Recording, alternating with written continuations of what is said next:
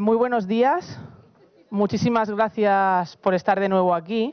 Antes de dar paso a Adrián Núñez y Sebastián Velázquez de la empresa madrileña Race by Monsters, queremos hacer una pequeña presentación porque la Comunidad de Madrid este año 4 cortometrajes cuentan con el apoyo de la Comunidad de Madrid y 2 de ellos están dirigidos por mujeres. Uno de ellos es Lola Lolita Lolaza de Mabel Lozano.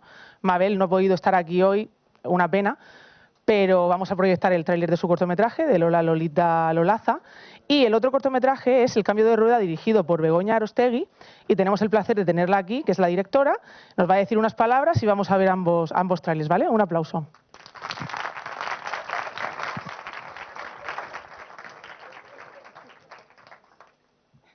Hola, buenas. Pues nada, muchas gracias a la Comunidad de Madrid por organizar estos días y por la ayuda que ha recibido nuestro corto. El cambio de rueda es un corto en 2D y está basado en un poema muy cortito de Bertolt Brecht, que está contado en primera persona y que yo he adaptado de manera así muy libre y personal.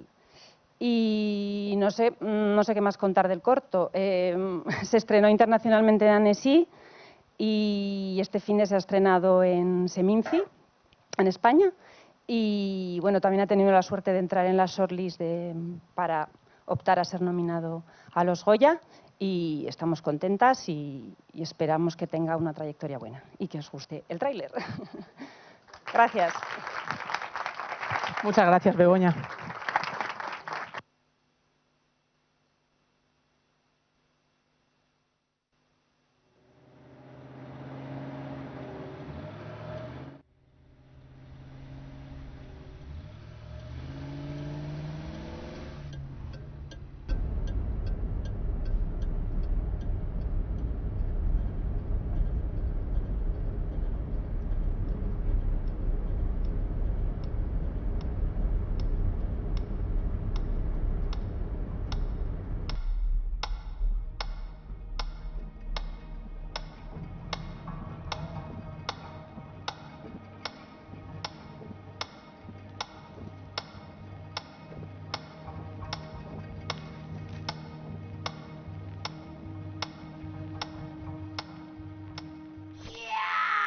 A partir de este momento y para todos los demás te conviertes en una especie de la princesa guerrera, lista para entrar en combate cuerpo a cuerpo con el garbanzo cabrón. Primero empiezan con la batería de pruebas. Para ponerte buena te hacen 1000 perrerías y te ponen malísima. Estás literalmente hecha polvo. Como resultado de la cirugía te puedes quedar con alguno de estos modelitos de Lola. Una Lolaza a rayas. Lolilla con mordisco al estilo de la manzana de Apple. Lola con cicatriz tipo arañazo de gato con mala hostia. Lola tatuada o metafórica. O ¿dónde estará mi Lola? Me toca ser feliz porque sé bien que es vivir.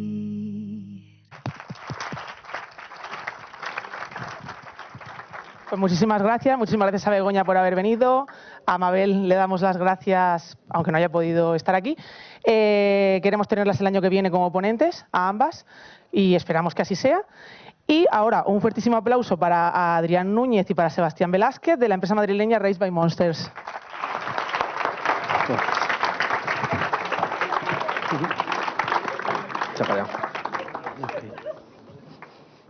Por aquí. Bueno, hola a todos. Lo primero, muchas gracias por la invitación, porque nosotros sí que es cierto de que creo que somos la empresa nueva aquí en este evento, entonces eternamente agradecidos por darnos la oportunidad de darnos a conocer.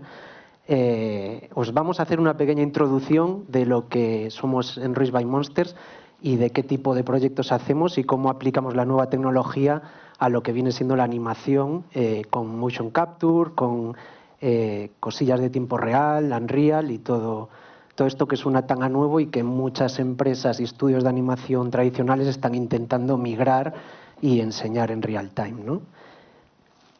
Pues nada, en Rage by Monsters básicamente se creó siendo un poco hace 3 años, hacemos ahora 3 añitos este mes, juntando un poco la industria de los videojuegos con el cine, ¿no? Porque era un momento en el que tanto el cine como los videojuegos estaban intentando encontrarse, ¿no?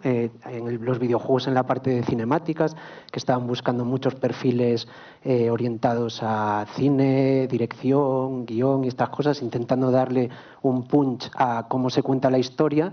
Y por otro lado, la parte del cine que estaba intentando volverse un poco más interactiva con lo que decimos nosotros, cacharrar un poco, ¿no? Jugando en previs, en cámaras virtuales y estas cosillas que le gustan mucho a los directores una vez que las cogen y dicen, ostras, ¿cuántas posibilidades tengo a la hora de hacer cosas sin perder tantísimo tiempo como puede ser en un pipeline más tradicional, ¿no?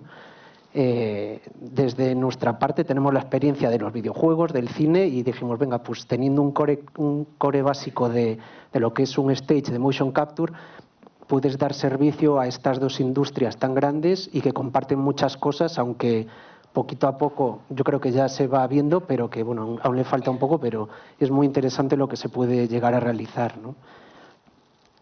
Estos son algunos de los títulos en los que hemos trabajado, pues o bien haciendo efectos o haciendo animación, motion capture, desarrollo propio de videojuegos, crowd, las posibilidades con el real time y en este caso específicamente nosotros que somos partners oficiales de Epic, nos centramos más en Unreal, aunque no, pues tenéis Unity, tenéis CryEngine o cualquier motor de tiempo real que os interese, ¿no? Digamos que con estos motores nos brindan la oportunidad sobre todo se diferencia en la metodología tan ágil que te permite trabajar, ¿no? Sobre todo ahora que estamos aquí vamos a centrarnos un poco más en el tema de la animación, pero las iteraciones suelen ser muchísimo más rápidas, en nuestro caso las cinemáticas, cambiar cámaras, intercambiar animaciones, limpiar animaciones. No sé si estáis al tanto de todo lo que está haciendo Unreal ahora mismo, que le están dando un empujón enorme y está ya pasando de ser un motor de videojuegos a algo más mixto, que se utiliza en realidad virtual, en producción virtual, animación, cortometrajes, cine, demás. Entonces, el punch que le están metiendo a animación, que podéis crear vuestros rigs dentro, podéis limpiar animaciones dentro, podéis ajustar las cámaras dentro, podéis hacer prácticamente lo que queráis en tiempos muy, muy bajos. Esto es la mayor diferencia y a lo que la gente le suele llamar animación real time, que no deja de ser, al final tú para animación sueles tirar render, ¿no? Un render, lo que pasa es que no es un render que te tiras un frame un día entero, ¿no? Al final te tiras una secuencia, pues a lo mejor en 5 minutos, y la diferencia está y radica en que este real time realmente tú puedes entrar en la escena y jugar dentro de la escena, dándote unos resultados visuales, obviamente no igual que un render final, acostumbrados a los que estáis, pero sí que te permite tocar cosas muy rápido y sacar el render otra vez, modificar texturas, sacar render, cambiar la animación, cambiar cámara, tiro de cámara, lo que sea. Entonces, son herramientas que son muy versátiles y sobre todo en costes de producción y de tiempos es muy interesante. Muchos estudios ahora mismo están intentando hacer cambios en las estructuras para poder utilizar Unreal o algún motor en tiempo real y nosotros siempre les recomendamos, ¿no? Una de las cosas que la gente se piensa es que, ok, utilizo un motor de real time, qué guay, me voy a ahorrar dinero en render y saco el render en un día, tengo toda mi película hecha. Y no, o sea, literalmente en el libro de animación que da Epic te dicen, oye, en la primera página te dice, si solo quieres Unreal para renderizar, este no es tu software. O sea, no es tan fácil como coger, tiro, ostras, qué guay, he visto lo que hacen a Night, que puedes meter ahí polígonos infinitos y sale en 2 minutos. Ostras, no, hay que triquear mucho, hay que ajustar muchísimas cosas para que funcione la luz, para la optimización. Entonces, hay todo un pipeline detrás que no es tan sencillo como decir que guay, migro de animación tradicional o efectos tradicionales a tiempo real y ya está. Y le doy al botón y por magia sale. No. Entonces, hay que prepararse muy bien en preproducción y en todo lo que es la preparación de la escena, de cómo se va a desarrollar el pipe de efectos, de animación, si utilizas motion capture, de cómo se van a introducir estas animaciones. Entonces tiene un poco de trampa, ¿no? No es tan fácil como parece. Después, una vez que te metes en materia, y si realmente haces el proyecto pensando que es para real time y para Unreal, obviamente te va a salir rodado y es mucho más ágil, es mucho más rápido y demás. Pero bueno, son notillas que nosotros siempre damos y que decimos, ostras, hay que tener un poco de cuidado con lo que se suele decir, porque también la calidad no deja de ser un motor de videojuegos, que lo están mejorando para animación, pero es eso, es un motor de videojuegos en el que puedes interactuar mucho y hacer muchas cositas, pero no vas a tener seguramente la misma calidad que te sacas un render en Arnold que te tarda 2 días. Entonces sí que está muy guay el path tracing, estas cosillas, pero bueno, estos son un poco los consejos que damos nosotros y que tenemos la suerte de poder hablar directamente con la gente de Epic, que nos dice, oye, os pasamos producciones en las que hay gente interesada en migrar a nuestro motor, pero dadles estos consejillos porque no es todo tan fácil como, vale, tengo aquí a todo un estudio de 50 personas que quieren hacer esta serie y de repente se encuentran con el problema de que, ostras, que los efectos no me funcionan. No me va a 2 frames, ¿qué pasa? ¿Qué no sé qué? Entonces, está muy bien hacer una preproducción muy clara de lo que se quiere antes de empezar con Unreal, ¿no? Y os voy a hablar un poco del motion capture que tenemos en nuestro estudio y que son las técnicas que utilizamos nosotros para dar soporte a animación, más allá de que después se pueda animar por encima, pero abreviando un poco porque seguramente todos los conocéis, pero bueno, hay 2 sistemas de motion capture a día de hoy que son los sistemas inerciales o los ópticos. La diferencia es que los inerciales son los típicos trajes que veis por ahí con imus como si fueran los acelerómetros de los teléfonos, ¿no?, que llevan en cada parte del cuerpo. Y después están los ópticos, que son los stages que tienen las cámaras y las bolitas, los trajes, que lo que hacen es traquearte en el espacio el objeto que pongas, ¿no? Lo bueno es que con los ópticos puedes traquear cualquier cosa, pues personas, animales, objetos, cámaras virtuales, lo que os dé la gana. Y eso es un poco la ventaja y lo que nosotros intentamos decir, que es algo más profesional que el traje que puedes ponerte tú en tu casa, sin desmerecerlo, porque funcionan bien, pero te dan otros problemas, ¿no? Suele ser más caro el motion capture óptico porque pues tienes que procesar información y el alquiler del plató y las cámaras y todo esto es mucho más caro, pero la contrapartida de los inerciales es que la limpieza de la animación vas a tenerle que meter más mano porque suele tener más ruido. Pues el fit sliding, se te suman los errores y vas ahí, según la duración, te va a salir más o menos. Entonces es un poco, está ahí en la balanza de que a lo mejor sí que te cuesta un poco más el óptico, pero lo que pagas en el óptico te lo ahorras de limpieza en el inercial, ¿no? Es un poco trucos o cosillas que también se pueden hacer y que ahora mismo es lo que más se está utilizando, el uso de las PTZ como cámaras remotas para controlar las sesiones de grabación y de animación de los actores, ¿no? Pues con el trabajo remoto y el boom que ha pegado, boom o trueno, llamadlo como queráis, que ha pegado la industria en Estados Unidos, pues intentan abaratar costes, pues derivando mucho trabajo para España, para otros países que en principio son más baratos, y trabajan en remoto, pero necesitan tener una dirección clara de, oye, al actor quiero que se mueva así o así. Entonces se suele hacer a través de una aplicación web, le das acceso a una de las cámaras del stage que tienen cámaras de referencia y ahí va el director siguiendo a los actores, dándoles directrices y demás. Las virtual cameras, pues es un poco lo que os decía antes, ¿no?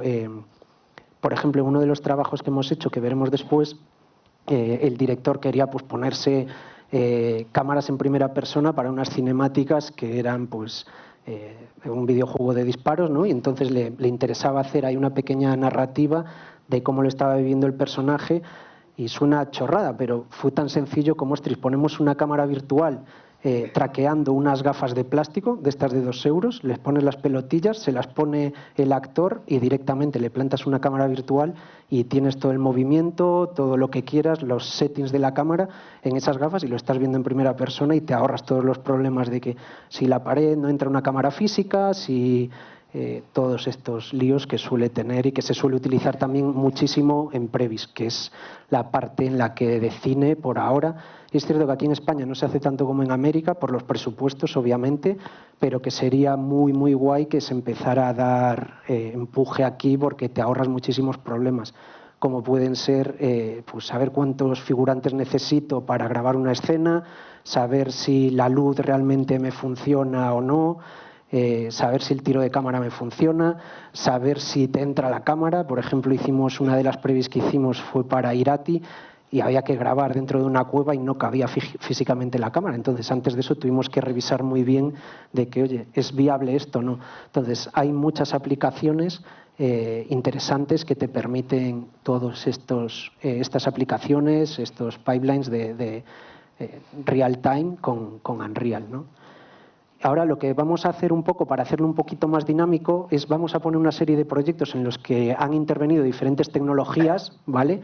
Mezcladas con animación, y después os comentamos un poco cuáles han sido los retos y así lo hacemos un poco más.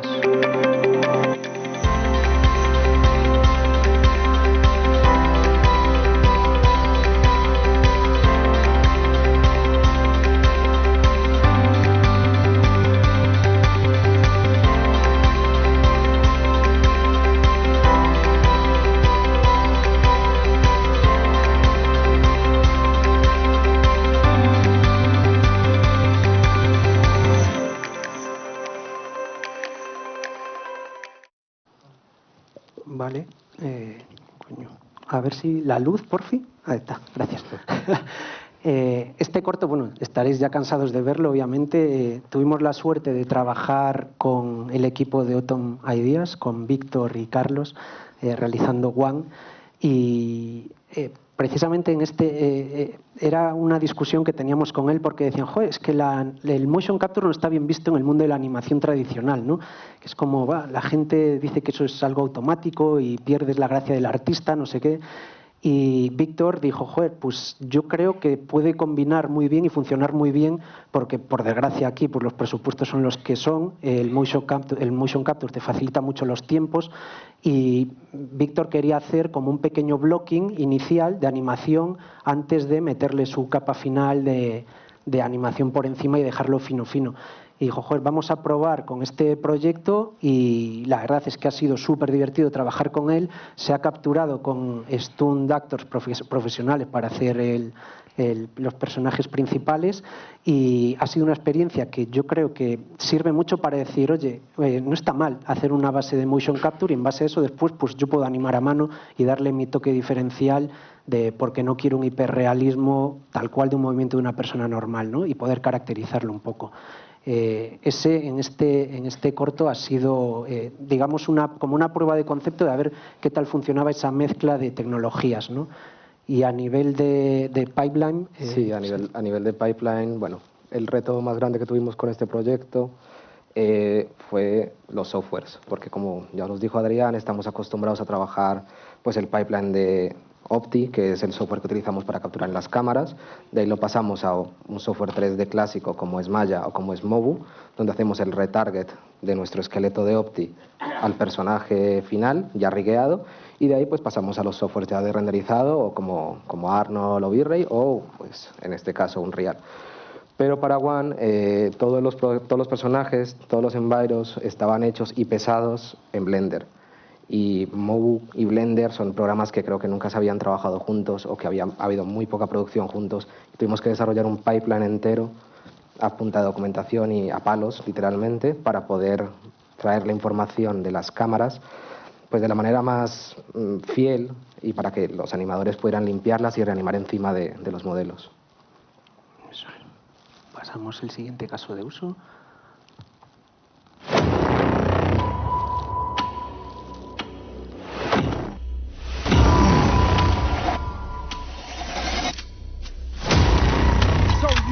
Be a criminal. Game on! Rocky City.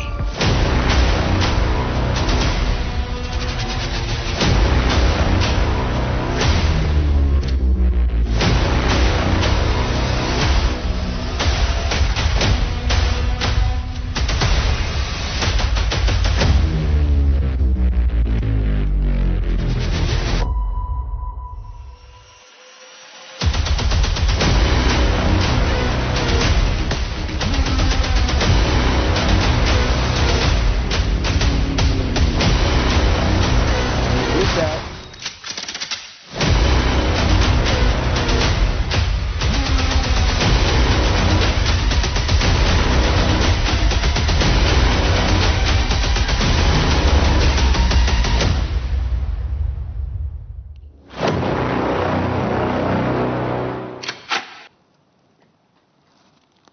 Se han mezclado un poquito de imágenes al final, pero más allá del videojuego como salió, que si sois jugadores lo conoceréis, no ha sido muy allá, pero ha sido súper interesante poder participar en el desarrollo de este proyecto por el hecho de que querían en 5 meses hacer 600 animaciones in-game y entre 80 y 120 cinemáticas de 30 y 1 minuto de duración. Entonces, con facial, con animación de dedos, con armas de por medio, cambios de cámaras, etcétera.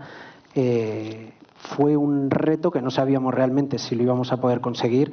Es cierto de que los assets y todo lo demás caían en el estudio de la República Checa, pero aquí cayó casi toda la parte de las cinemáticas y animaciones. Se consiguió hacer.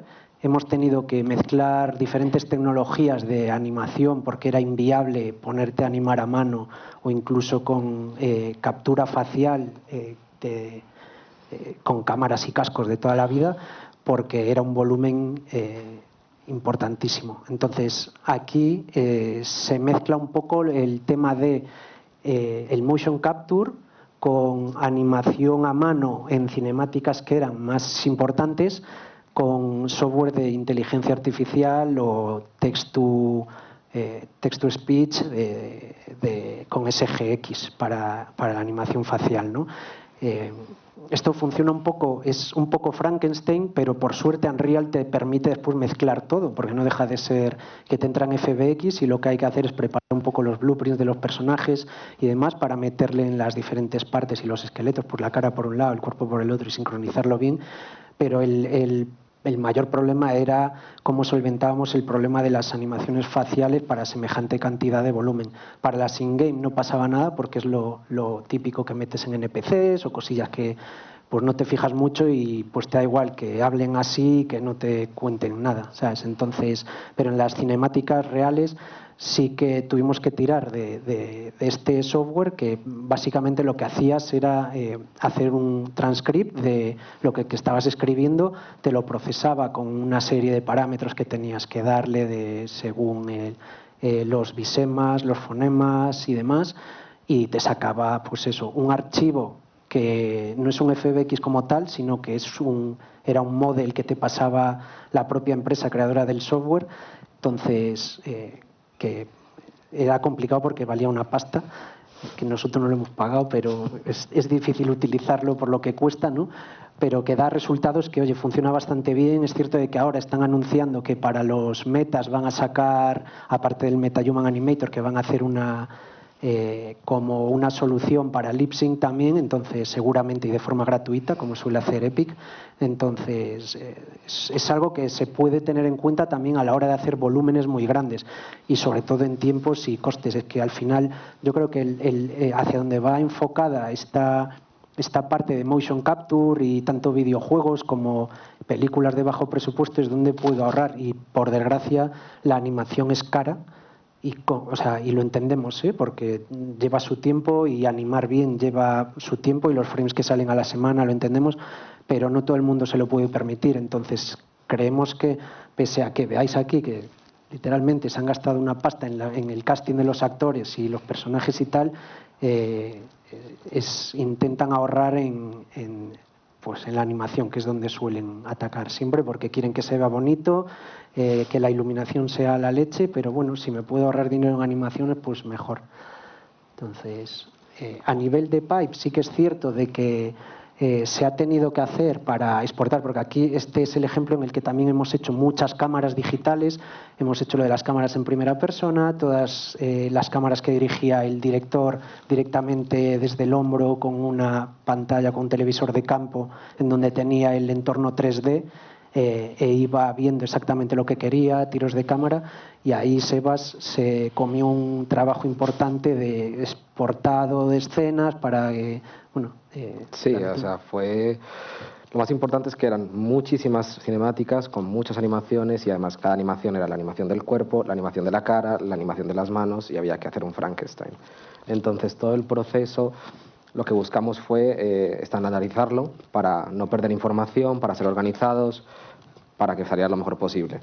Entonces el proceso simplemente era grabábamos las animaciones, grabábamos las cámaras, el director aprobaba, esto se pasaba en un reel, se montaba y de ahí cuando ya tenías la escena hecha con todos tus assets, con todos tus actores, sacábamos esa animación, sacábamos esa cámara, sacábamos los assets necesarios, los hero assets y los metíamos en software para hacer algo que se utiliza mucho en software de animación 3D pero que en videojuegos no, que es limpiar las animaciones a cámara.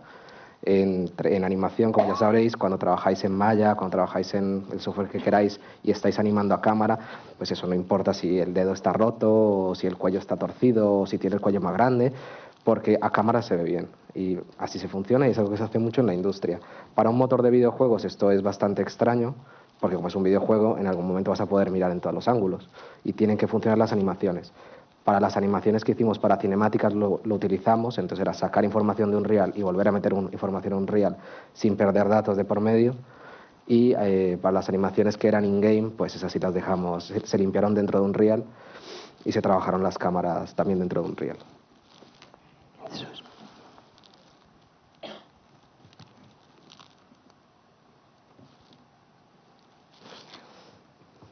No salta el audio, bueno, ni el vídeo. A ver.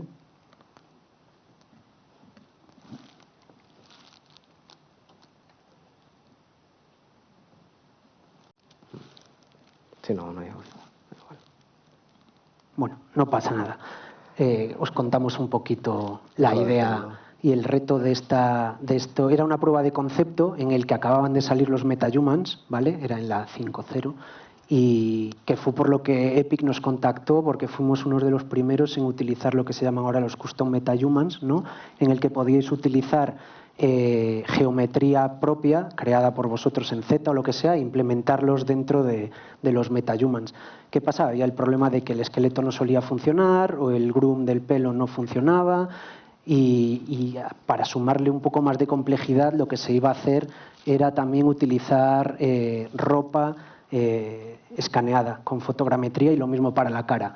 Esto es una pieza que hemos hecho con Peris Digital, que tienen ahí al norte uno de los almacenes más grandes de ropa para alquiler de ropa de cine y demás, y están intentando ahora hacer digitales todas las prendas.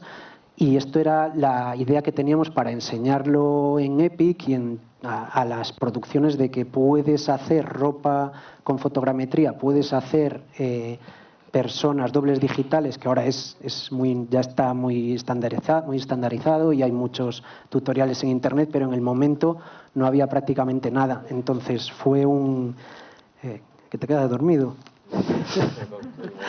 Entonces, ha sido guay porque fue un reto, ¿no? Era un reto porque aparte, ostras, la geometría que venía de hacer el scan, pues sí, aun limpiándola y tal, no estaba preparado como están los MetaHumans que te daban las 5 o 6 caras base y después las ibas modificando, y lo mismo con la ropa, y está todo hecho dentro de Unreal. Es la primera pieza que hicimos dentro de Unreal, utilizando Chaos para la simulación de la ropa.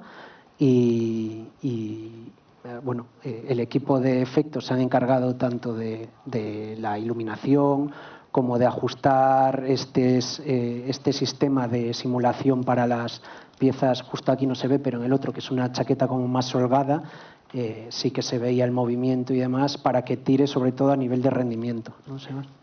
Sí, básicamente, claro, cuando haces una fotogrametría, la nube de puntos o la nube de polígonos que te sale es una barbaridad. Tienes que retopologizarla para que funcione correctamente y más en un software como Unreal que no funcionaba hasta hace muy poco con lo que es el Nanite en Skeletal Meshes. Entonces, para poder moverse en tiempo real, para poder mantener esa complejidad, tuvimos que hacer una retopo bastante tocha y también implementarlo con Chaos.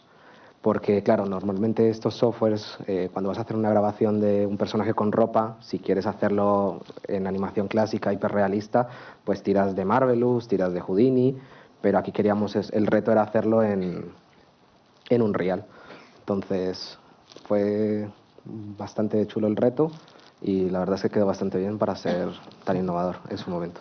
Esto, aquí el tema de la animación, es verdad de que tuvimos que tirar por el motion capture tradicional, hemos tirado de casco con Facebook, que era ex trabajadores de Weta que han montado su sistema, y el software es Avatari, que es lo típico que veis, y al final pues te pones los puntitos, vas por frame a mano anotando, pam pam, por aquí, y después limpias. Es un proceso bastante, aunque parezca que es bastante automático, es trabajo duro. Sobre todo porque si es muy larga la animación, pues hay que pulir mucho y después por encima meterle un poquito de animación.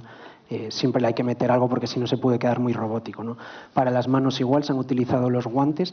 En nuestro caso solemos utilizar o StretchSense o los Manus, los Metagloves estos. La diferencia es que uno es como una telilla áptica y el otro pues tiene inerciales que se acoplan a todo el traje de OptiTrack de los ópticos, ¿no? Entonces ha sido curioso y divertido poder trastear, en este caso, con los metas como tal, haciéndolos diferentes a lo que se estaba sacando, que todo el mundo conocíamos a Ava, la afroamericana, conocíamos al asiático, que no me sé el nombre, pero que los usábamos todos, ¿no? Entonces fue como guay. A Epic le llamó la atención, nos contactó y desde esas, pues por suerte, estamos trabajando con ellos, ¿no?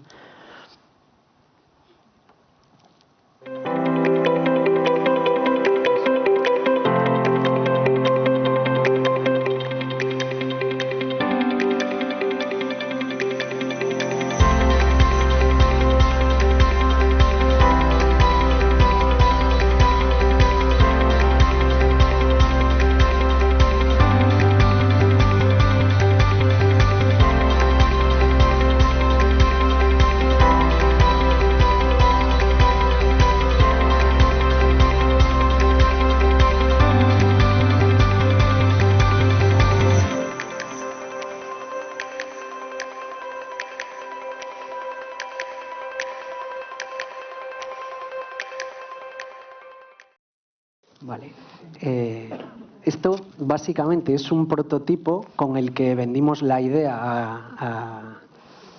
a un estudio de aquí de España, que estamos ahora desarrollando una IP con esta premisa, y era cómo utilizar el motion capture en algo que no sea realista, o en este caso para marionetas, ¿no? Que dices tú, joder, es raro, ¿para qué voy a hacer eso si pues no tengo medio cuerpo, se tiene que hacer un rig especial, y era un poco que no sabíamos si realmente iba a funcionar con motion capture y nos iba a costar más tiempo de desarrollo y sobre todo de I+D que hacer el proyecto en sí. Entonces hemos estado haciendo pruebas, hemos llegado a este resultado y a la productora le ha encantado por el hecho de que necesitan producir como 10 episodios en también 4 meses o algo así. Y es una forma súper ágil de, venga, necesito marionetas, te lo hago en motion capture, le meto una limpieza por encima.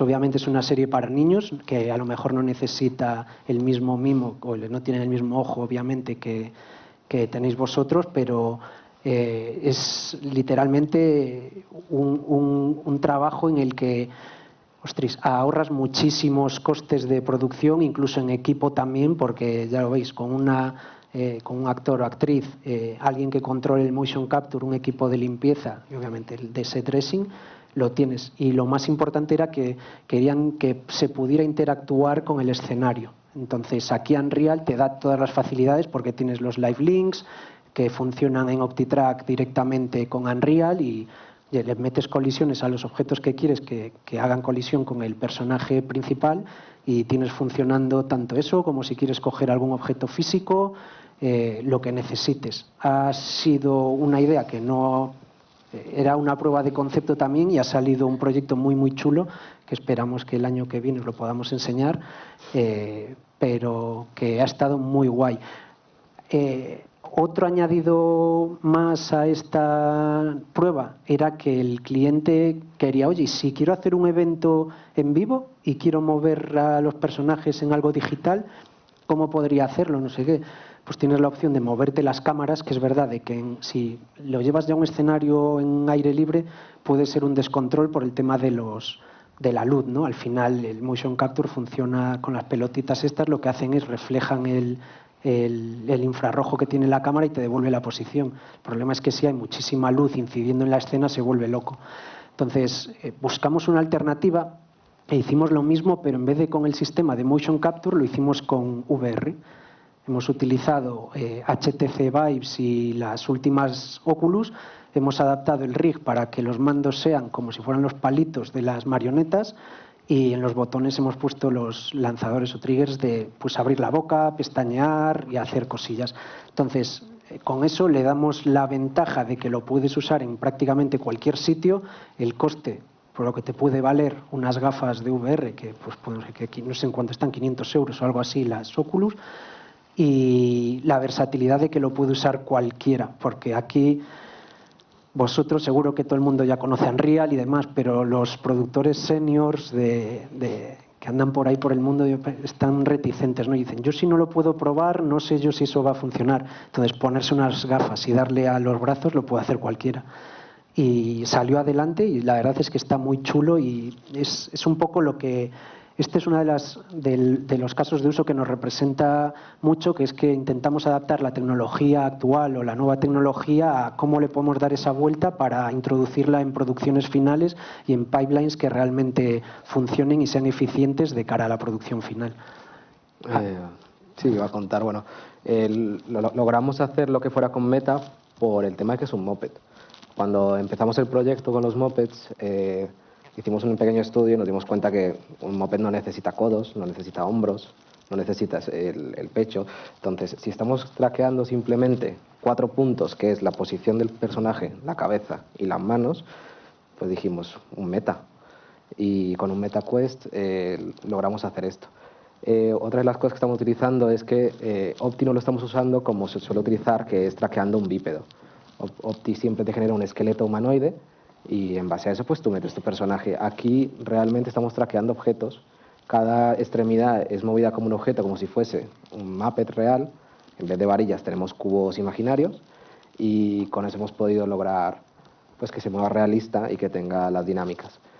También resaltar que una de las cosas que hicimos con las MetaQuest, que fue muy chulo, fue bindear la boca y los ojos a los gatillos. Entonces, cuando el actor se pone el traje, puede moverse normalmente, puede mover sus manos y al mismo tiempo puede parpadear con uno o con los 2 ojos y abrir la boca. Entonces, eso le da bastante dinamismo y lo mismo, llevar 3 MetaQuest o 4 MetaQuest para tener 4 mopeds ahí andando e interactuando realmente con el enviro, pues está muy logrado. El movimiento de la cabeza también al final lo puedes vincular al casco, ¿no? Y lo que haces es mover el router. Entonces tienes un movimiento completo solo con las gafas y con los gatillos al tener recorrido pues puedes darle ese valor de más o menos si la quiero más abierta la boca o menos.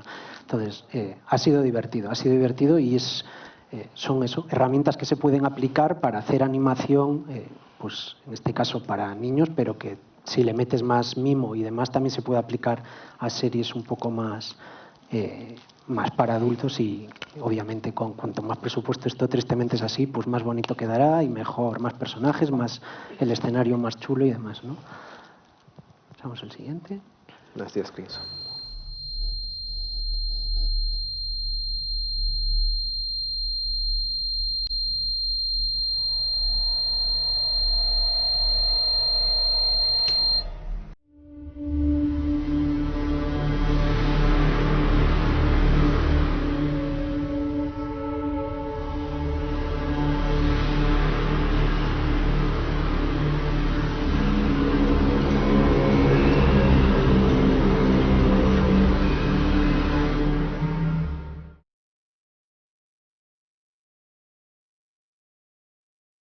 Vale.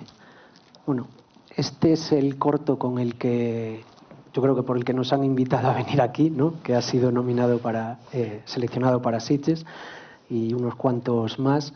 Y bueno, es lo primero decir que es una coproducción con un buen amigo que tenemos, Víctor Bonafonte, director de Beauty and the Beat, y los chicos de Wildcat Records, que hacen toda la parte sonora. Y esto bueno, agradecer al que lo puso en la web, que decía que se veía estupendo y no sé qué. Yo creo que se ha pasado un poco, pero darle las gracias. Entonces, os cuento un poco, ¿no? Esto sí que es, ya hay los otros proyectos que hemos visto, había algunos que aún no estaban en la 5, esto sí que ya es Unreal 5.3, creo que era, sí, o 5.2, y está hecho completamente en Unreal, menos la parte de los efectos, que es un poco ahí en el que realmente hemos tenido que meter mano para conseguir efectos hiperrealistas tirando de Houdini y adaptando un pipeline de Houdini a Unreal, ¿no? Es cierto de que al final el mayor reto en este proyecto ha sido la optimización. Esto aquí donde lo veis, si le dais al play dentro del editor, juegas a 30 y pico, 40 frames, o sea que es completamente jugable. No podemos enseñar más todavía, por desgracia, me gustaría poder enseñarlo entero, pero bueno, son 8 minutazos, entonces se han hecho estos 8 minutos en 5 meses con 6 personas solo. Es verdad de que los chicos de Enviro son unos cracks y han hecho un trabajo excelente. Se ha utilizado Motion Capture, se ha utilizado tanto Houdini como Niagara para hacer los efectos, sobre todo la base y sobre todo en temas de simulaciones se utilizó mucho Houdini, después se adaptaba a Niagara para el rendimiento y está completamente renderizado en Lumen. Esto no es Path Trace, esto es completamente lo que veis, es lo que hay en el editor.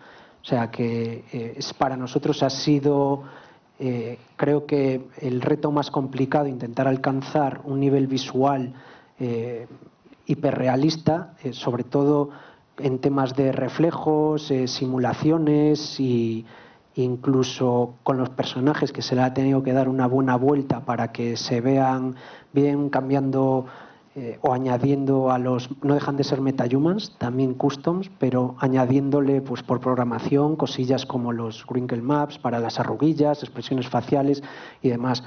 Entonces, en cómputo global parecía súper complicado y decíamos, bueno, es un proyecto que vamos a desarrollar en tiempos muertos, pues fue el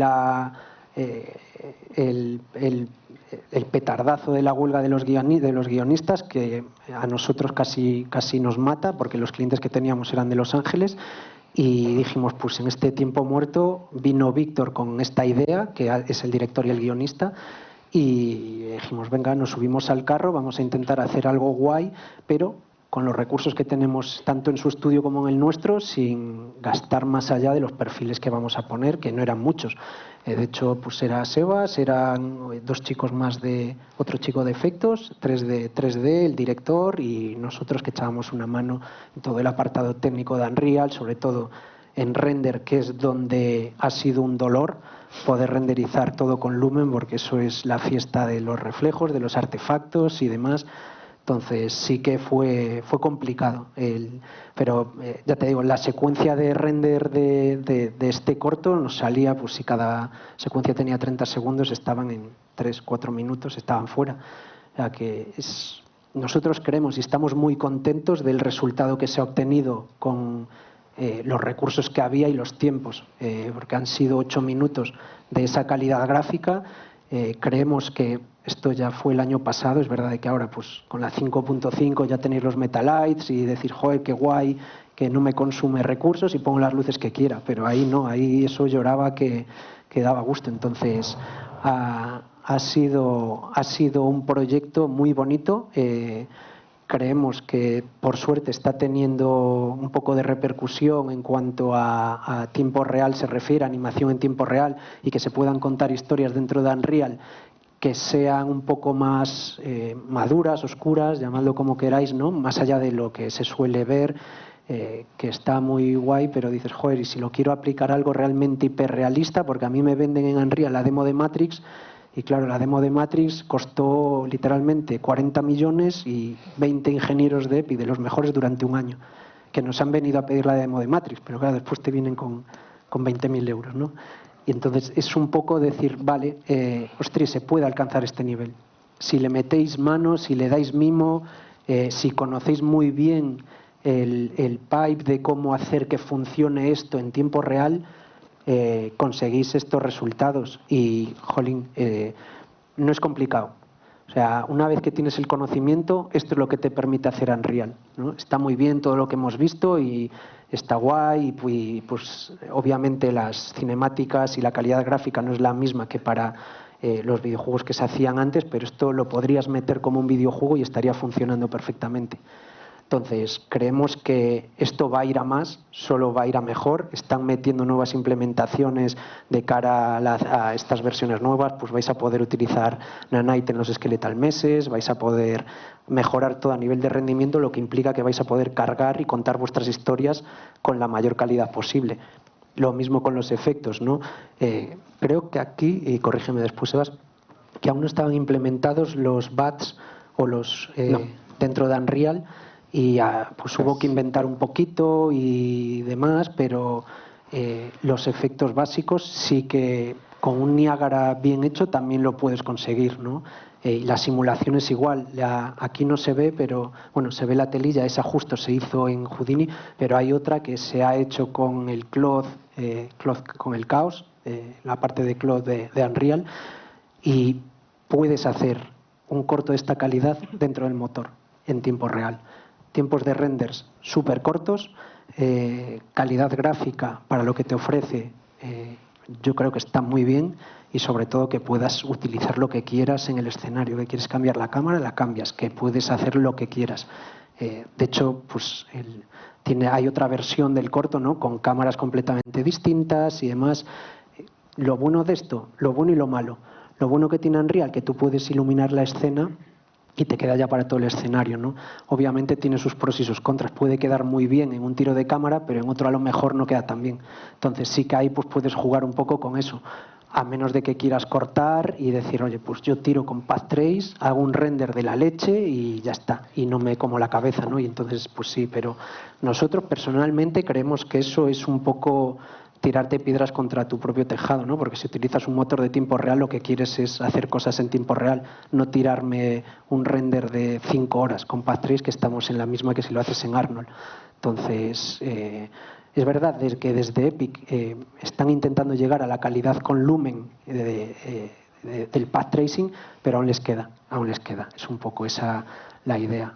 Y bueno, Seba, si nos puedes contar un poco aquí la experiencia de los efectos que ya más centrados en Crimson, pues dale. Sí, pues como está diciendo Adri, todos los efectos se realizaron entre una mezcla entre Houdini y Unreal. Hay algunos que están hechos 100% en Unreal, otros que están hechos 100% en Houdini y se ha hecho un pipeline para meterlos y que no afecten demasiado al performance del proyecto, y otros que están hechos en una mezcla de los dos. Básicamente tuvimos 3 tipos de efectos principales. Eran los de Enviro, que eran como los vientos, los papelillos, que estos efectos se realizaron todos en Niagara, porque Niagara te permite pues generar bastante calidad y tirar muy rápido y no afecta demasiado al performance. Las telas las utilizamos casi todas, se hicieron en Houdini y se llevaron o en Alembics o en BATs. Y finalmente los fuegos fueron una mezcla entre simulaciones super tochas en Houdini, sacadas en Flipbooks, metidas en unos blueprints especiales para que tuvieran motion vectors, para que tuvieran luces, con una simulación de partículas de Niagara por detrás para que tuvieran sparks, en fin. Eran una locura para que tener esos fuegos tan realistas que tuvimos en lo que viste en la escena del corto. ¿Cuáles son los pros y los contras de trabajar sobre todo en la parte de traernos cosas de Houdini a Unreal para generar estos efectos tan hiperrealistas? Pues lo que estábamos hablando, el performance. Las escenas queríamos que tiraran, o sea, que pudiésemos mover la cámara en cualquier momento o cambiar la cámara y que el director pudiese moverla y pudiese moverla in-game.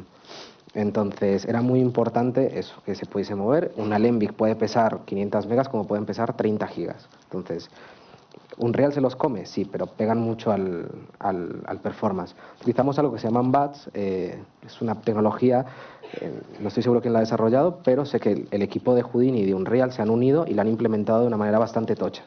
Y es básicamente coger tu geometría animada y simulada en Houdini, así súper bestia, la friseas en el frame 1 y básicamente bakeas en texturas los vectores de movimiento. Entonces tienes texturas 4K o 8K, una con todos tus vectores de posición y otro con tu cuaternión de rotaciones. Y esto se lo come Unreal y tienes una geometría de 1 millón de polígonos moviéndose que pesa 100 megas. Y eso fue algo que utilizamos muchísimo para las telas hiperrealistas que habéis visto.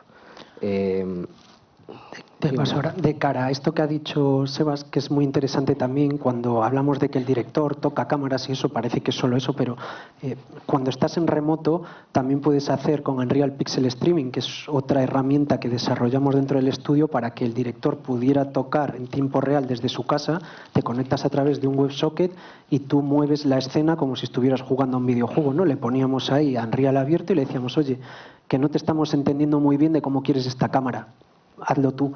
Entonces le dábamos la IP del estudio, se conectaba y a través de ahí ponía la cámara, hacía el movimiento que quería, le daba a guardar, que le creamos una pequeña interfaz así muy sencillita de tiro cámara, guardo la posición y le doy a grabar el sequencer. Entonces con eso directamente teníamos tal cual lo que quería el director, que estaba no en Crimson Harbor, pero en otro proyecto que estaba desde Los Ángeles, y dijo, joder, muy bien, guay, pues voy a empezar a jugar yo también con Unreal porque me gusta esto y está muy guay. Y era una herramienta que durante la pandemia se utilizó bastante, ¿no? También utilizamos con las cámaras todo el tema de que el director tenía bastante libertad con los lentes, y también utilizamos lentes anamórficos en Unreal. Eso es. Que es algo que no habíamos tocado, pero que también hay una posibilidad de meter esos lentes extraños que a lo mejor en la vida real valen una pasta, pues en Unreal hay formas de hacer esas aberraciones. Voy a poner un vídeo, no hace falta que bajes la luz porque es para poner de fondo este es un de poquito... loop. Esto es básicamente los procesos que se llevan para que os voy a dejar ahí en loop. Os voy a contar un poco de las simulaciones. Esta fue la simulación del coche. Esto es un scan, el cual se simuló viento. Eso, básicamente, todo esto se trajo en BATS. Esta tela en específico, la del andamio, la vais a ver de fondo, y fue algo que hablamos con Víctor, y fue que, vale, porque estáis metiendo una simulación tartocha en una tela que se ve de fondo un poco blurreada. Es realmente, si vas a blurrear algo y se ve mal, pues vas a tener una cosa que se ve mal y blurreada. Siempre hay que trabajar pensando en el render final. Siempre hay que tener procesos claros a la hora del pipeline para que no te consuman mucho. Y bueno, eso fue lo que realmente se desarrolló. Esta tela fotorrealista, que es la que visteis en el tráiler, y aquí la vais a ver otra vez renderizada, lo mismo. Trabajar mucho los pesos, hacer mucha investigación de cómo funcionan las telas, cuánto pesan en el gramaje, cuánto es su micraje. Esta, por ejemplo, tiene dobleces, entonces teníamos que tener en cuenta cómo se doblaba la tela. Para saber cómo en la simulación afectaba al final, porque no se mueve lo mismo una tela lisa, perfecta, a una tela que es un plástico que ha estado doblado. Y esos pequeños detalles son los que hacen que al final un efecto se vea tan fotorrealista. A ver, también ayuda mucho el material, ayuda mucho la iluminación, pero realmente todo empieza desde la simulación. Y esto finalmente son los fuegos. Los fuegos fueron, la verdad, una barbaridad. Esa escena fue de las que le costaba tirar al final. Todos esos fuegos son simulados en Houdini. Básicamente sacamos flipbooks, eran creo que 64, o sea, 64 fuegos lupeables, con sus motion vectors, y los cascábamos en un blueprint específico que los manejaba. Podías cambiar, o sea, ponías simplemente el blueprint y escogías el fuego que quisieses, se adaptaba a la velocidad, se adaptaban las luces y se adaptaban los sparks. Además, por encima le metimos un poco de distorsión para que hiciera los heatwaves, y con eso logramos la escena del bosque. Esa tuvimos que reiluminarla, de hecho, para que funcionase bien con las iluminaciones dinámicas que generaban estos fuegos, porque como es lumen, eran bastante dinámicas. Y fue una de las escenas que más nos costó renderizar, porque generaba bastantes artefactos, tener escenas que o sea, que el lumen le cuesta cuando enciendes y apagas, y enciendes y apagas, le cuesta un poco actualizarse. Eso es. Os vamos a dejar con la reel del estudio de trabajos de real time dentro de Unreal, y quedan 15 minutillos para preguntas y demás, ¿vale?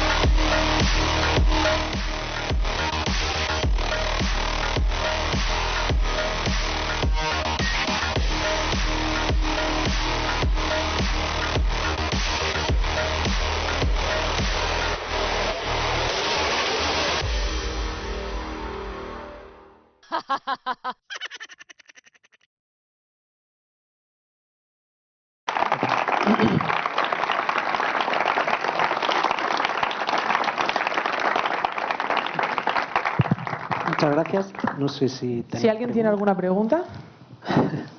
Cuéntanos. Vale, no sé si el micro... O Sí, sí. Vale. Vale.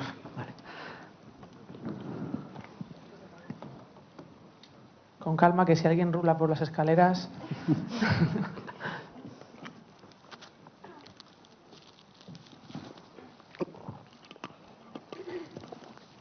Hola, primero que nada decirles que es muy inspirador ver esto porque sé lo difícil que es en el sentido de lograr estos acabados.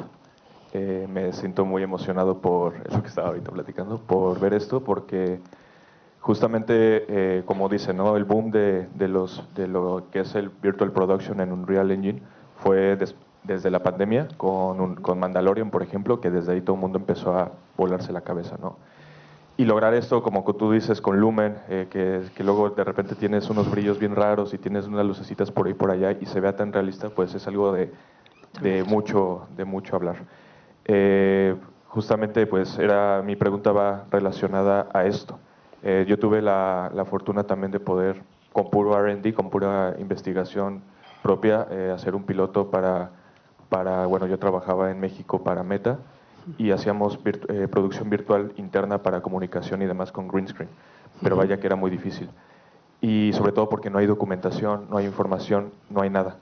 Quería yo preguntarles, yo sé que ustedes han sido capacitados y ayudados por Epic Games, pero al ser tan nuevo y lograr cosas tan buenas, sobre todo un cortometraje que yo creo que muy pocos estudios de producción lo han logrado, ¿cómo lo han hecho? Yo sé que es sudor y lágrimas, pero aparte de eso. Sí, es experiencia. Sí, muchas gracias. Gracias. A ver, es ponerte. Parece que suena a tontería, ¿no? Pero si controlas el software y entiendes bien cómo funciona, puedes llegar a eso. Ojo, porque no es lo mismo a lo que te has estado dedicando tú con la Virtual Production, con el Chroma o con las pantallas LED que nosotros también hacemos con esto, ¿no? Al final... en Virtual Production tienes el problema, no sé si tú has trabajado con Pixotop o Aximetry o un software. Aximetry, justamente. Por encima. Sí, sí, sí. Ojo, no.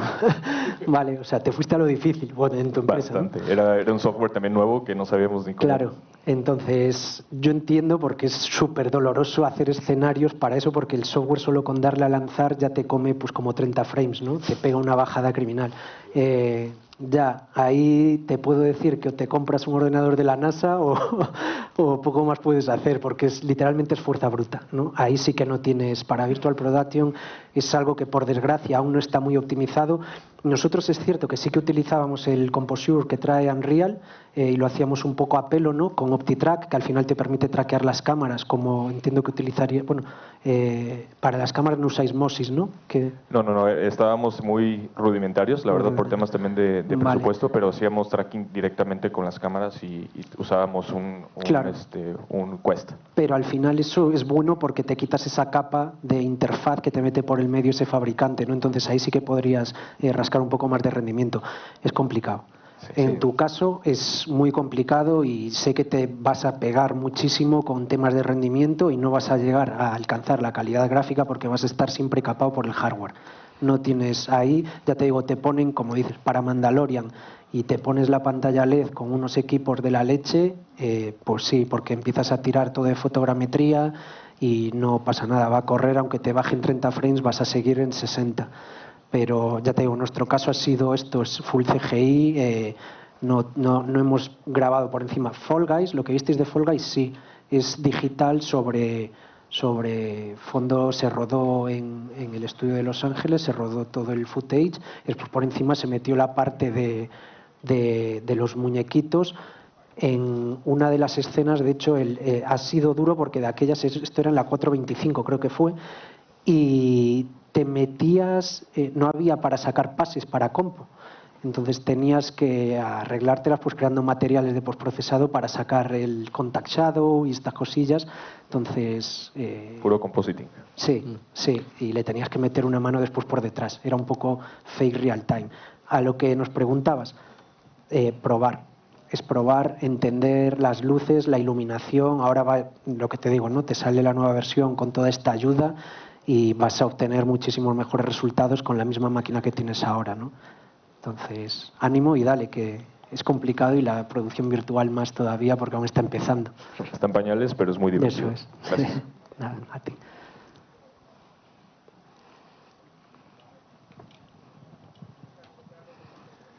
Hola, en términos de esta manera de animar sobre motion capture, que quería saber si os parecía que esto limita la creatividad de los animadores o si aumenta las posibilidades de estos. Es como, o sea, se utiliza para hacer blocking, realmente. Porque tú siempre que vas a animar una película sueles hacer una animática con un blocking de los movimientos de tus personajes y encima de eso llega un animador y se dedica su tiempo y anima al personaje, lo estira. Nosotros lo hemos utilizado también para hacer animación estilizada.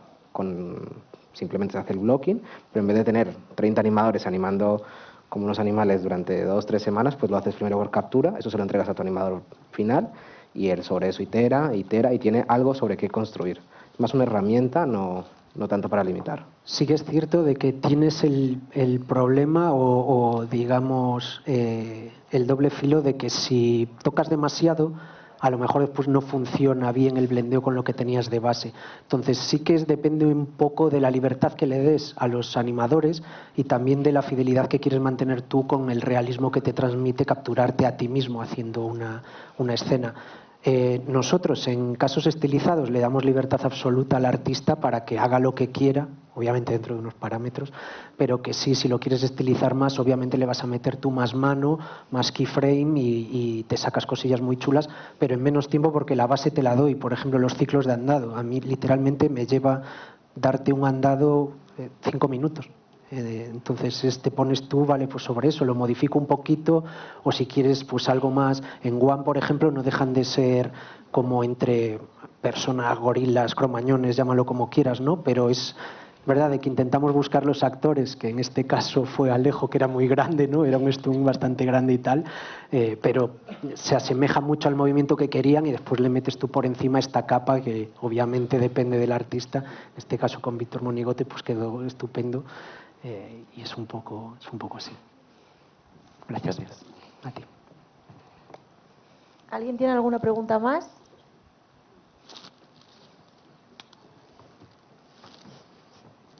¿Alguien más cerca?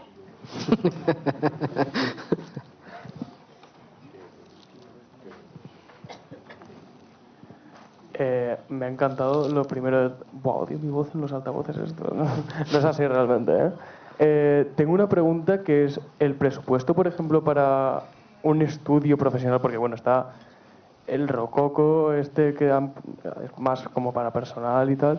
Bueno, y algunos han hecho cosas con la Kinect y todo, pero un estudio profesional para un cortometraje entero en motion capture, ¿cuánto sería el presupuesto más o menos? ¿Solo de animación, de lo que es el motion capture? Sí. Esto generalmente todos los estudios, incluidos nosotros, vas por el precio va por segundo de captura, dependiendo de cuántos personajes y demás. Generalmente, y te puedo dar así un estimado, porque hay bastantes variaciones dependiendo de si te vas a Goodbye Kansas, a Los Ángeles, si te vas a Centroid, a Londres, o si te vas a la República Checa con no me acuerdo del nombre, pero generalmente cuesta más el hecho de alquilar el stage, porque te puede ir desde los 6.000 euros a los 30.000 el día, que lo que es después el procesado de información de la animación, ¿no? Lo bueno de esto es que te suelen poder dar la oportunidad de, oye, te capturo y te llevas el RAW y lo limpias tú y te ahorras costes, pero generalmente te digo una horquilla, para que no tal, ni esto que no venimos aquí a hacer publicidad, ¿no? Pero pues suele estar entre los 50, 40, entre los 40 y los 80 euros el segundo con facial, dedos y cuerpo. Vale. Hostias. Gracias.